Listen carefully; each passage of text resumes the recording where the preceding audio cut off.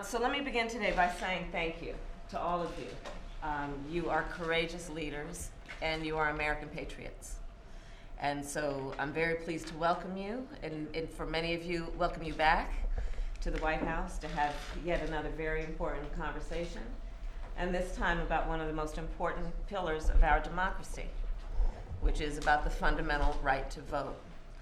And when we look at what has happened in Texas, we look at what's happening around the country, I think it's important to remember we talk about the right to vote. And the right to vote is a given. All citizens have the right to vote constitutionally. It is their right. What we are seeing are examples of an attempt to interfere with that right, an attempt to marginalize and take from people a right that has already been given. We are not asking for the bestowal of a right. We are talking about the preservation of a right. That is the right of citizenship.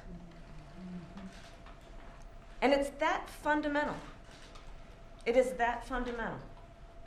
And so when I look at that, and the fact that Americans are at risk of losing their access to their right, they still have the right, but losing access to that right. We know we have a great challenge in front of us, and therefore a fight, which is to fight for every American's right, meaningful right to vote. And so that's where we are. And of course, since 2013 and the gutting of Shelby, in the Shelby v. Holder case, we have seen exactly what we feared when that case came down in 2013.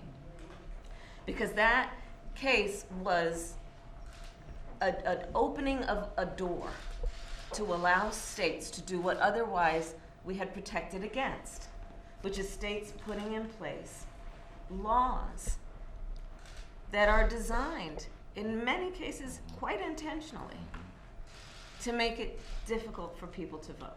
Right. And so this is what we've seen over and over again, and what's happening right now in Texas is, of course, a very clear and current example of that. So to the point of what we must do collectively to ensure that every American retains their right to vote, our administration, President Biden and myself and our administration are here to make very clear that we will do everything in our power as an administration to lift up the voices of those who seek to preserve the right of the people to vote. We're not telling people how to vote. And frankly, this is not a Democratic or a Republican issue. This is an American issue. This is an American issue. When we look at these attempts to infringe on people's access to voting, we know that it is going to impact people, Americans with disabilities, seniors, students, people of every walk of life.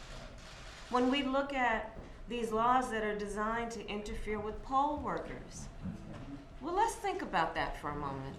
I have voted and visited with these wonderful American volunteers who are the poll workers. When I've gone to vote at the local elementary school, when I've gone to vote at the local church, this is who we're talking about, and interfering with them. And what they are doing is part of their civic duty. These are some of the issues that are at play. And so I welcome you. I welcome you on behalf of the President and myself. As you know, he's in Europe right now.